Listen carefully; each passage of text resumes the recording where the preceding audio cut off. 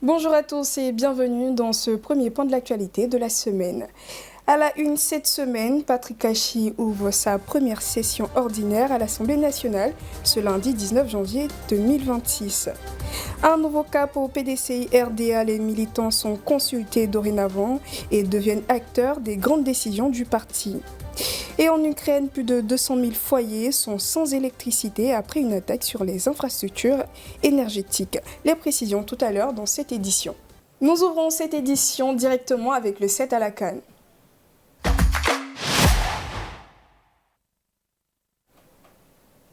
Ça y est, le Sénégal remporte la finale de la 35e Coupe d'Afrique des Nations après une fin de match explosive.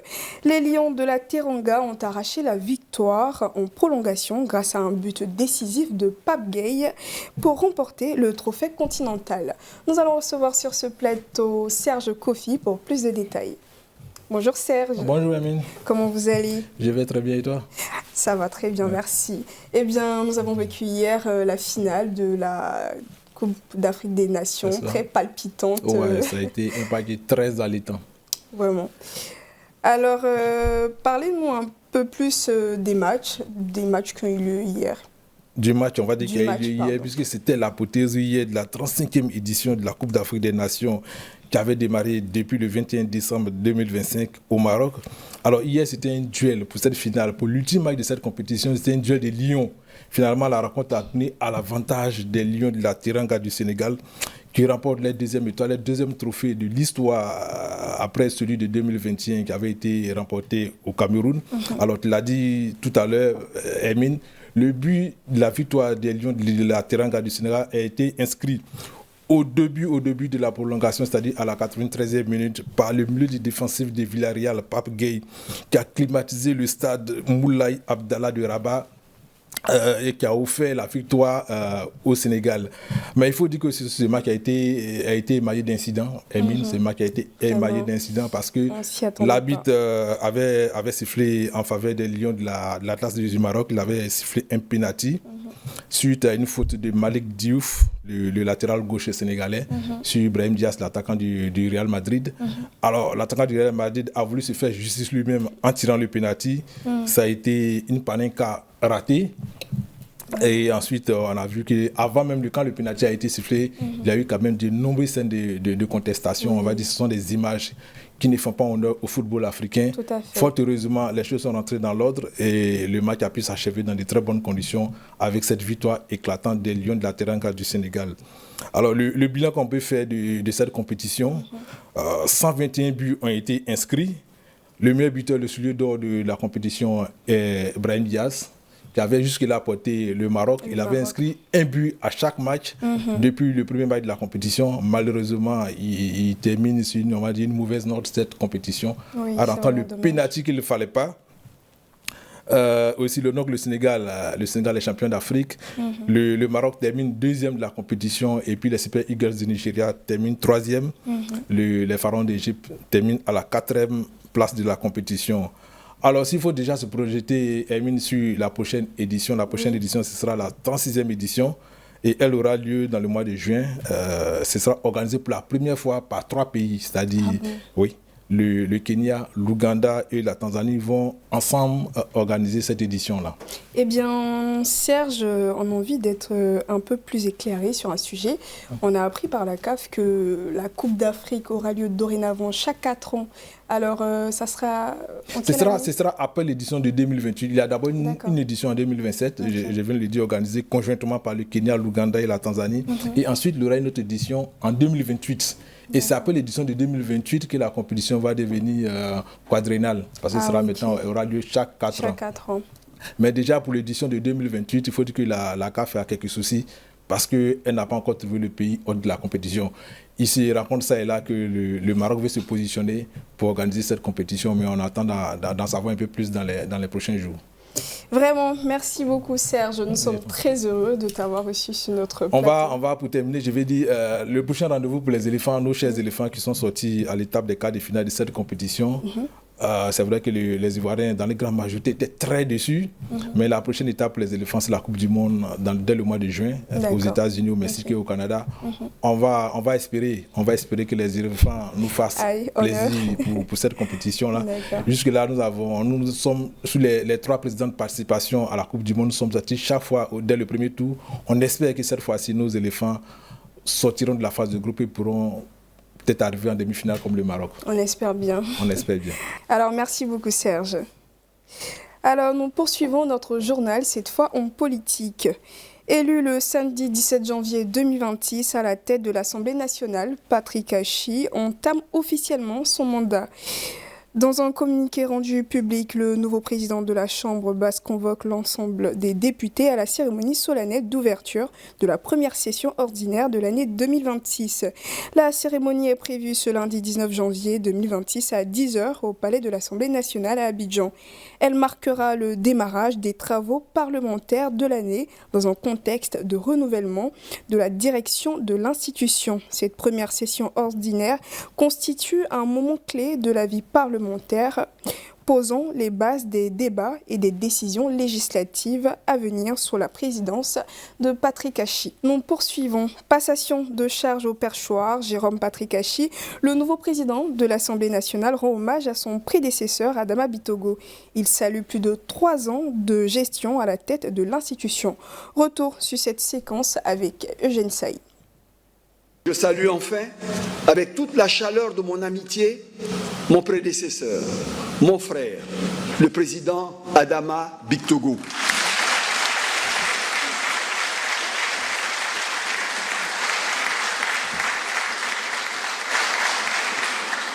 Cher président, vous avez servi cette assemblée avec dignité, engagement et sens des responsabilités. Vous laissez une institution modernisée, respectée et renforcée. Toutes et tous ici, par ma voix, vous rendons hommage pour l'immense travail accompli et pour l'héritage institutionnel majeur que vous nous transmettez. Sachez que nous saurons le préserver. Second bon applaudissement pour Adama Bitogo.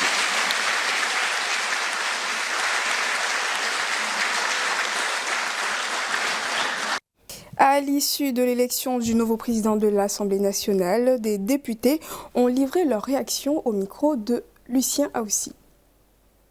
Le député Patrick Hachi, cadre du Rassemblement des oufouettistes pour la démocratie et la paix, a été élu le samedi 17 janvier président de l'Assemblée nationale de Côte d'Ivoire à l'issue de la séance inaugurale de la législature 2026-2031. Seul candidat présenté par la majorité parlementaire, Patrick Hachi a recueilli 215 voix, soit 84,98% des suffrages exprimés. Il était opposé à Yao Yao Lazare, député du PDCI-RDA, qui a obtenu 36 voix, représentant 14,23% des suffrages. Le scrutin s'est déroulé dans un climat de sérénité et de respect des procédures parlementaires en présence des députés nouvellement élus. Sur un total de 253 votants, l'élection a enregistré 2 bulletins blancs et aucun bulletin nul. Pour 251 suffrages valablement exprimés, traduisant une large adhésion de la candidature de Patrick Hachi. Vous avez vu que les résultats, j'étais couché là-bas et puis les résultats sont apparus. Cela montre que les élections, surtout les élections locales, c'est un contrat entre le peuple, la population et vous. Moi, je ne suis pas élu seulement, je suis réélu. Donc il faut utiliser le mot le réélu. C'est-à-dire que j'ai un bilan, s'il n'était pas bon, alors la population m'aurait rejeté.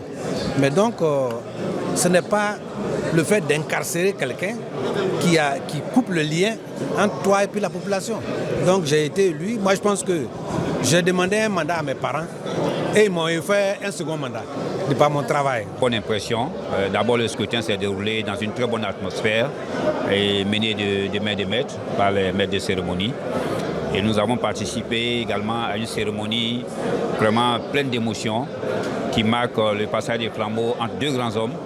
Le président Bitogo qui a marqué de son empreinte cette assemblée et qui a apporté beaucoup d'innovation et d'avancées et également le président Patrick Achi, qui arrive avec toute son expérience, un grand homme politique qui, sans nul doute, saura apporter beaucoup de choses, beaucoup de bonnes choses à cette Assemblée. Il est très tôt de le dire. Je pense qu'il faut laisser d'abord le président lui-même donner les grandes lignes d'orientation et voir quelles sont les contributions qu'on peut apporter en tant qu'élu. Je pense que c'est la personne qu'il fallait à la place qu'il fallait aussi, je pourrais dire ainsi. Ça vient de se passer tout à l'heure. Nous avons vu cela en direct. Mais pour moi, c'est l'homme qui a fait ses preuves et qui a toutes les forces et ses capacités de pouvoir gérer ce département-là. Je pourrais dire bravo à lui et lui souhaiter bon vent et dire que nous attendons beaucoup de lui et nous savons de quoi il est capable. Et donc nous comptons sur lui. C'est les attentes de tous les députés. Voter des lois qui puissent permettre au pays d'aller de l'avant, qui puissent permettre à nos populations de se sentir concernées par le pays, par le développement du pays. Et je pense que ce sont les attentes de tous les députés. Je crois qu'il a défini déjà ses objectifs, à savoir que il suit les traces du président sortant, à savoir Adama Bitoro, qui a fait un travail remarquable au sein de l'hémicycle de Côte d'Ivoire. Et aujourd'hui, il s'agit de renforcer tout ce qui a été entrepris par son prédécesseur, le président Adama Bitoro. Donc, ce sont des axes stratégiques, à savoir la diplomatie parlementaire, consolider la démocratie, une assemblée nationale où la cohésion existe réellement et que l'action du gouvernement soit mise en application à travers des lois. Pour rappel, Patrick Achi a précédemment occupé les fonctions de Premier ministre et demeure une figure politique majeure de la scène nationale. Son élection ouvre officiellement les travaux de la nouvelle législature, appelée à accompagner l'action gouvernementale à travers le vote des lois, le contrôle de l'action publique et la représentation des populations ivoiriennes. Lors de l'ouverture de cette législature, les députés du PDCI-RDA ont marqué les esprits lors de l'Assemblée nationale. Conduits par leur nouveau président de groupe parlementaire, Blessy-Jean Chrysostome, ils ont effectué une marche symbolique à pied jusqu'à l'hémicycle, affichant unité et détermination. Un geste symbolique suivi par Eugène Saï. Le groupe parlementaire PDCI entend jouer pleinement sa partition dans la législature 2026-2030. À quelques heures de la séance inaugurale de la nouvelle législature, samedi 27 janvier, les députés du Parti démocratique de Côte d'Ivoire PDCI-RDA se sont réunis à la permanence du parti au plateau afin d'harmoniser leurs positions et coordonner leur participation à ce grand rendez-vous parlementaire. Sommes au PDCI. Nous allons nous retrouver entre les députés PDCI dans la salle de réunion avant de partir. Conduit par le président du groupe parlementaire, l'honorable maître Blessy-Jean Chrysostome, récemment désigné par le président du parti Tidjane Thiam, les élus du plus vieux parti politique de Côte d'Ivoire ont ensuite parcouru à pied près de 500 mètres pour rejoindre l'hémicycle dans une marche symbolique marquant leur entrée collective à l'Assemblée nationale.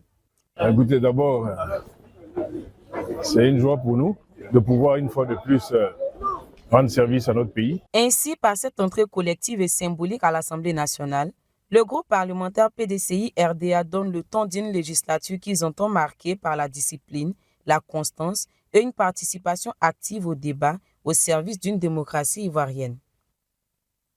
Le PDCI-RDA engage dès à présent une large consultation sur les propositions de réforme du parti. Cette initiative s'inscrit dans la mise en œuvre des instructions du président du parti, le président Cheikh Tidjane Thiam. Toutes les forces vives du PDCI sont invitées à y prendre part. Les militants de base, les responsables locaux, les cadres, les femmes, les jeunes, les élus, les candidats, les sympathisants ainsi que les membres des mouvements de soutien. La date limite de réception des contributions est fixée au mardi 20 janvier 2026. Passons à présent à l'actualité internationale.